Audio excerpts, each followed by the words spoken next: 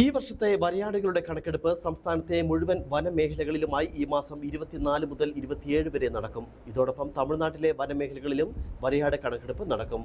19 വനം ഡിവിഷനുകളെ 95 ബ്ലോക്കുകളായി തിരിച്ചാണ് ഇത്തവണത്തെ കണക്കെടുപ്പ്. ഈ വർഷത്തെ വരയാടുകളുടെ കണക്കെടുപ്പ് സംസ്ഥാനത്തെ മുഴുവൻ വനമേഖലകളിലുമായി ഈ മാസം 24 മുതൽ 27 വരെ നടക്കും. ഇതോടൊപ്പം തമിഴ്നാട്ടിലെ വനമേഖലകളിലും വരയാട് കണക്കെടുപ്പ് നടക്കും. 4 പേർ വീതമുള്ള 95 ടീമുകളാണ് ഇത്തവണ സംസ്ഥാന വ്യാപകമായി നടക്കുന്ന കണക്കെടുപ്പിൽ പങ്കെടുക്കുന്നത്. 19 വനം ഡിവിഷനുകളെ 95 ബ്ലോക്കുകളായി തിരിച്ചാണ് കണക്കെടുപ്പ്. Munnar wild life warden KV Harikrishnan, assistant warden Nithinlal എന്നിവരുടെ നേതൃത്വത്തിലാണ് കണക്കെടുപ്പ് നടക്കുന്നത്. കഴിഞ്ഞ വർഷം കേരളം, തമിഴ്നാട് വനവകുപ്പുകൾ സംയുക്തമായി നടത്തിയ കണക്കെടുപ്പിൽ ഇരു സംസ്ഥാനങ്ങളിലുമായി 2668 വരയാടുകളെ കണ്ടെത്തിയിരുന്നു. ഇതിൽ ഏറ്റവും അധികം വരയാടുകളെ കണ്ടെത്തിയത് ഇരവികുളത്തായിരുന്നു. 841 എണ്ണത്തിനെയാണ് ഇരവികുളത്ത് കണ്ടെത്തിയത്. ഇതിൽ 144 എണ്ണം പുതുതായി പിറന്ന കുഞ്ഞുങ്ങളായിരുന്നു.